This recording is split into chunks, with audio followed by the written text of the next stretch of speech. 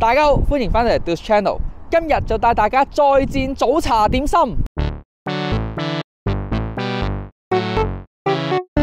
當日拍片去飲早茶嘅地方呢，就係位於 Markham 入邊嘅龍庭食府。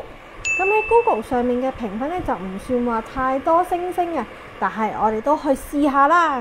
呢間龍庭食府呢，星期一至五早茶優惠呢，大中小點呢11點前落單就5個2啊，咁選擇啦都唔算少㗎。有興趣知多啲有咩點心食嘅觀眾，不妨停低望下個 menu。A few moments later，我哋啱啱咧就落咗單，咁咧但係我哋發現咧喺呢度嘅茶具咧就唔係寫住龍庭，即係百樂軒嘅。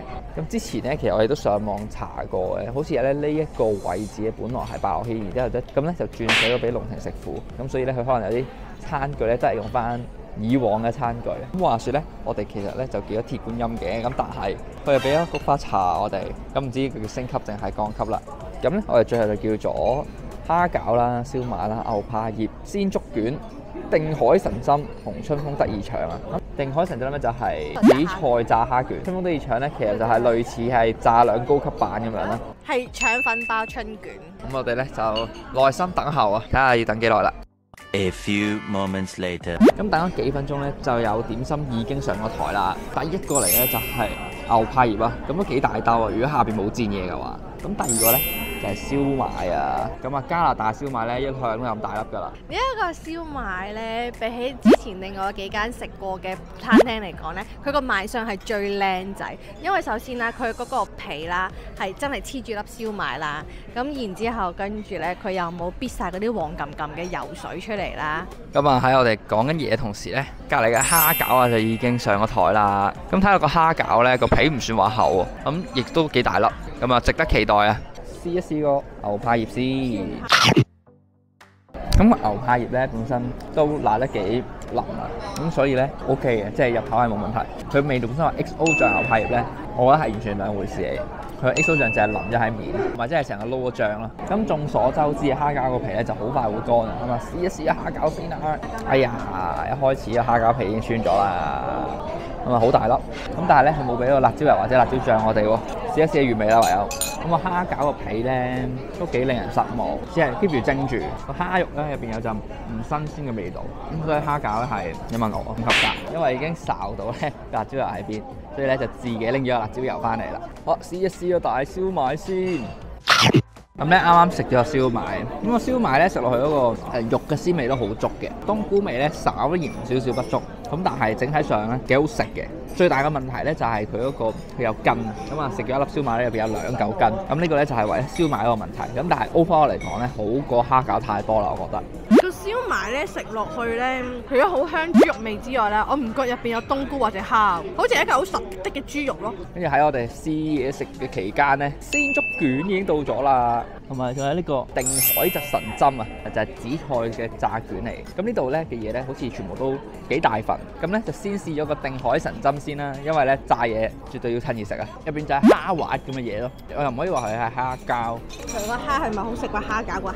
係啦，雖然佢個蝦咧個汁有啲散，咁但係咧個調味上可能濃烈咗咧，咁就冚過咗本身蝦嗰個異味，食唔到佢嘅蝦嗰個異味。所以我覺得 overall 佢呢個餡係好食過蝦餃個餡。個紫菜咧喺外邊可以增添到佢嗰個風味。留意翻咧，佢嗰個紫菜咧，因為拎出嚟都要啲時間，佢咧其實就已經係有啲韌韌地，不過仲係好熱好熱，同埋呢嚿嘢都幾飽肚我會話，因為入邊全部都係蝦咧，好多蛋白質。因為定海神針咧，我會覺得都係一個中上嘅等級。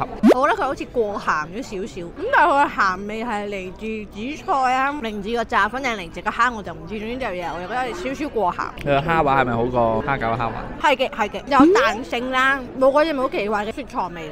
咁我諗住俾大家睇下嗰個好大條嘅鮮竹卷，咁但係咧原來入邊咧本身就已經切開咗。啱啱睇嗰下咧，佢入邊好似係冇豬肉嘅喎。咁我哋見到有高麗菜絲啦，同埋甘筍絲啦，好似係素食嚟嘅，試一試先啦。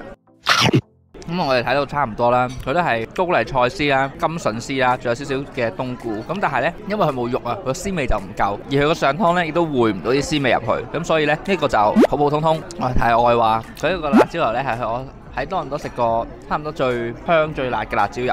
我哋目前食過最好食嘅酒樓辣椒油咧就係呢個啦。哎呀，仲有個腸粉味道。啲係咪腸粉要新鮮炸起個春卷，然後再新鮮整咧？咁我哋繼續食嘢，等個腸粉嚟啊，再話俾大家知啦。A few moments later. 好啦，個春風得意腸咧就已經到咗啦。咁呢就有白碌啦，然之後呢就有甜醬加麻醬啦，仲有豉油。咁你睇之後呢，佢春卷呢係有肉入邊嘅。先試個豉油原味先。我未見過春風得意腸係會配麻醬同甜醬，所以先試個豉油原味先。哇！佢呢個層次好豐富啊！首先個腸粉皮咧係算係薄嗰 type 嚟嘅，即係喺多倫多嚟講咧都算係幾好食嘅腸粉啦。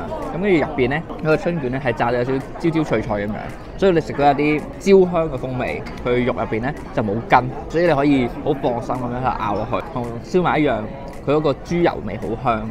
咁所以咧就食落去嘅時候咧會一個好享受嘅感覺。有冇補充？想有一件事啊，佢個豉油咧比起之前嗰幾間酒樓咧係冇咁甜㗎。而家第二件事就係佢個腸粉咧個皮咧薄到咧根本上唔覺佢嘅存在咧，你咬落去嘅時候咧已經覺得係咬緊嚿春卷，你冇乜點覺得自己係咬緊一個腸粉皮。咁啱啱點嗰個甜醬同麻醬咧，個人認為當然完全唔需要點其他醬，就係豉油夠啊。但係so far呢度啲點心咧，普遍嚟講咧，除咗嚿蝦餃之外啦，其他都還可以。即係蒸點可以啦，炸點可以啦，腸粉點都叫做可以啦，計得個蝦餃麻麻地。以早茶5個2嘅價錢嚟講呢，其實都係冇得輸噶啦，可以咁講。咁我哋食完出去呢，再同大家做個總結啦。A few moments later. 好啦，大家好，咁咧我哋已經食完出翻嚟啦。咁講一講呢間酒樓嘅總結啦。咁總結嚟講呢，食物係唔錯嘅，然之後環境咧十分之舒適，服務咧都十分之好嘅，甚至會主動問我哋咧要唔要辣椒油。咁所以呢。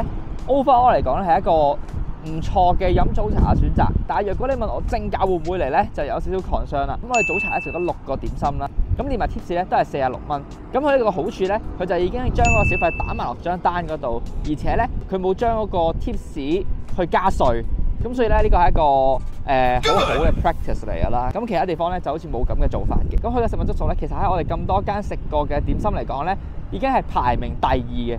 咁第一咧就係呢個德福點心王，咁但係德福點心王咧叫6個點心咧就需要60蚊，而呢度叫6個點心咧只係46蚊。你問我究竟會再揀邊一間飲咧？我咧就會揀龍庭食府啦，因為真係平好多，坐得舒服。茶咧都係冇德福咁好飲嘅，咁但係咧勝在坐得舒服啊，而且可以坐得耐啲啦，咁樣咯。老公嘅手度全部都係蟹子，點解呢？因為頭先佢企圖咧去夾呢粒蝦餃嘅時候啦，佢嘅手咧就揩過呢粒燒賣，大家睇呢粒燒賣嘅蟹子已經冇晒啦。咁我哋下集見，拜拜。